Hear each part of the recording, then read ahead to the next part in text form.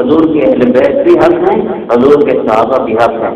اہل بیت سے ایک فرد ہیں حضرت حسین رضی اللہ عنہ، جن کی میدان کربلا میں شہادت ہوئی ہے۔ اللہ نے حضرت حسین رضی اللہ عنہ کو بھی بہت مقام مرتبہ عطا فرمایا۔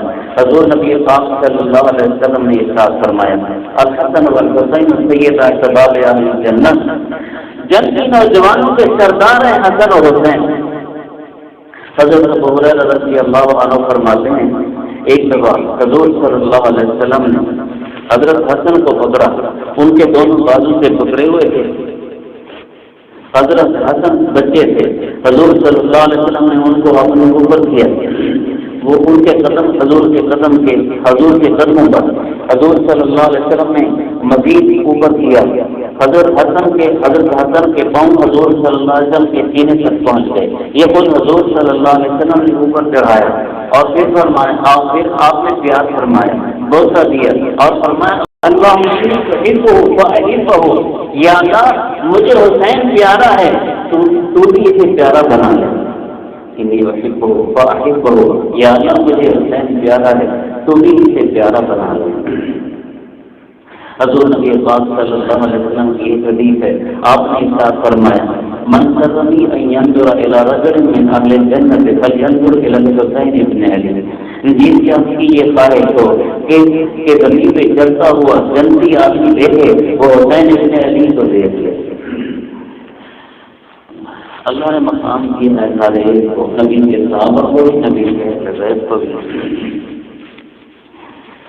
تمہارا خان عطایا میں دنیا، حضور صلی اللہ علیہ وسلم نے فرمایا، حسن و حسین یہ دنیا کے میرے پھول ہیں، میرے دنیا کے پھول ہیں۔ لوگ گلاب کے پھولوں کو سونپتا ہے، لوگ دوسرے مختلف قسم کے پھولوں کو سونپتا ہے، حضور صلی اللہ علیہ وسلم حضرت حسن و حسین کو سونپتے ہیں۔ ایک دفعہ حضور صلی اللہ علیہ وسلم گلی میں جا رہے تھے، اندر سے حضرت حسن و حسین کے رونے کی آواز آئی، حضور صلی اللہ علیہ وسلم گھر تشریف لے گئے۔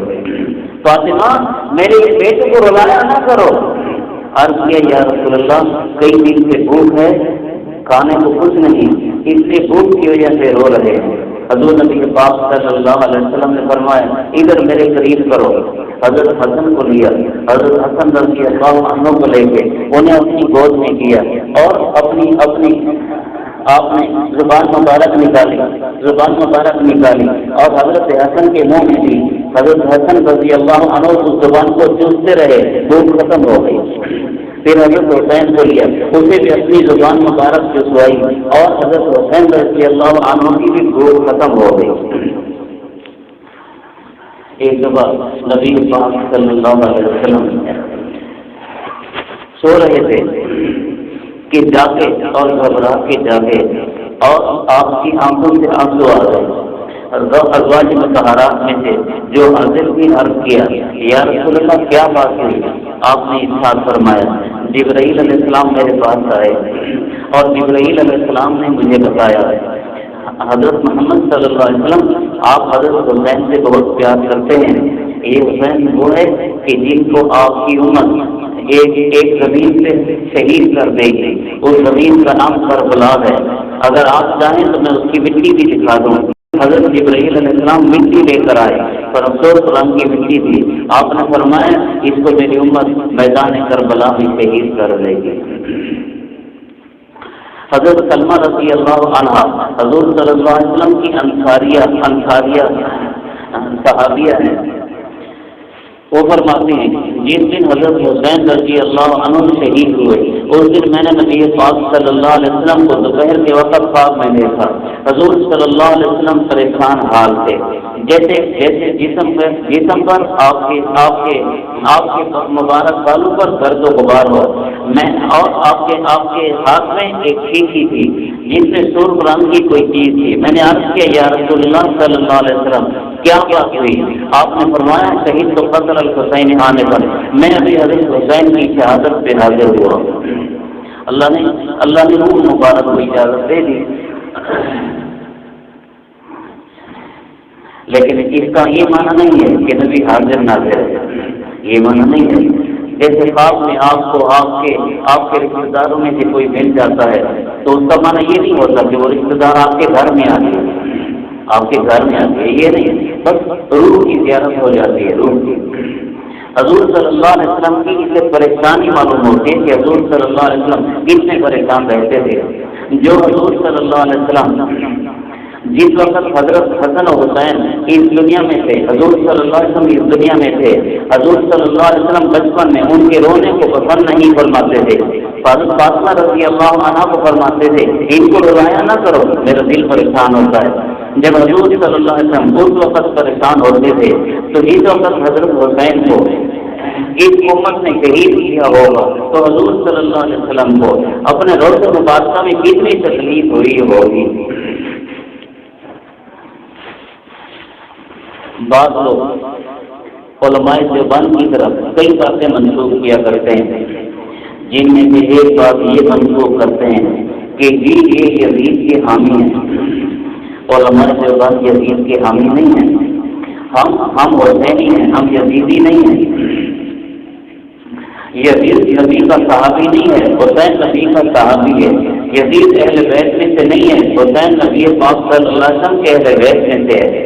ہم صحابہ کے وکیل ہیں، ہم اہل بیت کے وکیل ہیں، ہم یزید کے وکیل نہیں ہیں۔ بے شک یزید تابعی ہے، لیکن اللہ نے جن تابعین کی فضیلت بیان فرمائی ہے وہ ہے والذین اتبعوہم بإحسان، والذین اتبعوہم بإحسان، کہ وہ تابعین کامیاب ہوں گے جو اخلاص کے ساتھ صحابہ کی پیروی کریں گے، جو اخلاص کے ساتھ صحابہ کی پیروی کریں گے وہ تابعین کامیاب ہوں گے۔ اور یہ ہر تابعین کے متعلق یہ نہیں ہے، تو جو تابعین اخلاص کے ساتھ صحابہ کا پیروکار بنا ہے وہ تابعی کامیاب ہو گیا، اور جو تابعی اخلاص کے ساتھ پیروکار ہی نہیں بنا، جس تابعی نے حضرت حسین کو شہید کر دیا، جس تابعی نے مدینے والوں پہ حملہ کیا ہے، جس تابعی نے اللہ تعالیٰ کے حرم پر کعبۃ اللہ پہ حملہ کیا ہے، مکہ مکرمہ پہ حملہ کیا ہے، جس تابعی نے کوفہ والوں پہ مار دھاڑ کی ہے ان کی فوج نے، وہ تابعی وہ کوئی فضیلت والا ہو سکتا ہے، والذین اتبعوہم بإحسان کی فضیلت میں وہ نہیں آتا۔ تو ہم حسینی ہیں، ہم یزیدی نہیں ہیں، یزیدی نہیں ہیں، یزید کے ساتھ ہمارا کوئی تعلق نہیں ہے۔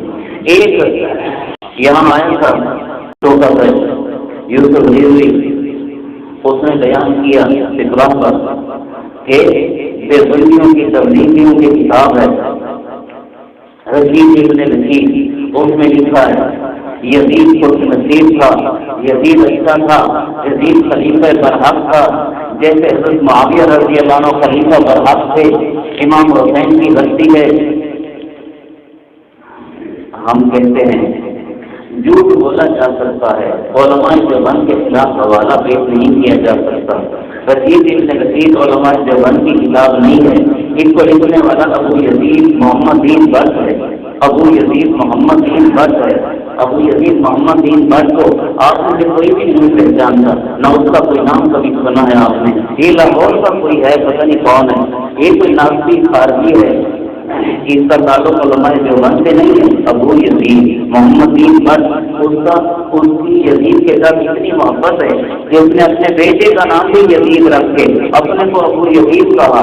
ہم میں سے علماء دیوبند میں سے وہ کون ہے جس نے اپنے بیٹے کا نام یزید رکھا ہوگا؟ تو ہمارا علماء دیوبند کا اسے کوئی تعلق نہیں۔ جس جنگی نوجوانوں کے سردار حضرت حسین ہیں، ہم انشاءاللہ جنت میں اس کی قیادت اور قیادت میں انشاءاللہ جائیں گے، اللہ تعالیٰ ہم سب کو نصیب فرمائیں۔ تو ہم حضرت حسن اور حسین رضی اللہ عنہما کو مانتے ہیں، لیکن ایک باتیں بہت آتی ہیں، مگر ایک بات سمجھنے کی ہے، وہ یہ ہے کہ حضرت حسین رضی اللہ عنہ کس مقصد کے لیے قربانی ہوئی ہے، کس مقصد کے لیے قربانی ہوئی ہے۔ آج ہمارے صدر بھی حضرت حسین کو خراج تحسین پیش کرتے ہیں، ہمارے وزیر اعظم بھی، ہمارے وزرائے اعلیٰ بھی حضرت حسین کو خراج تحسین پیش کرتے ہیں۔ چھوٹا بڑا مرد عورت جس مذہب کا تعلق، جس مذہب سے تعلق رکھنے والا ہو، وہ سب کے ساتھ یزید کے خلاف بولتے اور حضرت حسین کو خلاف تعزیر پیش کرتے ہیں۔ بات کیا ہے؟ حضرت حسین کا کارنامہ کیا ہے؟ حضرت حسین نے ظالم اور فاسق حکمران کے خلاف آواز اٹھائی ہے، اسلامی نظام کے نفاذ کے لیے آواز اٹھائی ہے، اسلامی نظام کے نفاذ کے لیے اپنے گھرانے کو قربان کیا ہے، اسلامی نظام کے نفاذ کے لیے، توجہ کریں، کان کھول کے سنیں، اسلامی نظام کے نفاذ کے لیے، سنت کو رواج دینے کے لیے، بدعت کو مٹانے کے لیے، حق کو غالب کرنے کے لیے، باطل کو ختم کرنے کے لیے، فسق و فجور کو ختم کرنے کے لیے، نیکی کو عام کرنے کے لیے حضرت حسین نے اپنی اور نبی پاک صلی اللہ علیہ وسلم کے اہل بیت کی قربانی دی۔ مقابلہ میں یزید تھا، مقابلہ میں یزید کی فوج تھی، یزید نے مقابلہ کیا، یعنی یزید کی فوج نے مقابلہ کیا تو یزید نے کیا، یزید نے اپنے ان کے مقابلہ میں فوج بھیجی تھی، اس فوج نے حضرت حسین کو شہید کیا ہے۔ اور سوچنے کی بات ہے، حضرت حسین رضی اللہ عنہ جو یہ شہادت دیتے ہیں اسلامی نظام کے لیے، باطل کے خلاف، سنت کو رواج دینے کے لیے، آج حضرت حسین رضی اللہ عنہ کا نام لینے والے، حضرت حسین کے ساتھ عقیدت کا اظہار کرنے والے، وہ بھی حضرت حسین کے اس اسلام میں ان کے پیچھے چل رہے ہیں یا نہیں چل رہے؟ صدر سے کہا جا رہا ہے کہ جناب صدر آپ کو یزید کے تخت پہ بیٹھے ہیں، وزیر اعظم صاحب آپ کو یزید کے تخت پہ بیٹھے ہیں، وزراء اعلیٰ صاحبان آپ کو یزید کے تخت پہ بیٹھے ہیں، یہ ساری عوام بیچاری حسینی ہے، یہ چاہتی ہے کہ اسلام کا نظام ہو، آپ اسلام کا نظام نہیں دیتے، صدر صاحب آپ سے عوام چاہتی ہے کہ اسلام کا نظام ہو، آپ اسلام کا نظام نہیں دیتے، وزیر اعظم صاحب عوام چاہتی ہے اسلام کا نظام ہو، آپ اسلام کا نظام نہیں دیتے۔ سواد والے بیچاروں پر ہماری حکومت اور ہماری فوج بمباری کر دیتی ہے، اور قصور ان کا کیا ہے؟ یہی قصور ہے کہ اسلام کا نظام چاہتے ہیں، وزیرستان والوں پر ہماری فوج اور ہماری حکومت بمباری کرتی ہے، ان کا قصور کیا ہے؟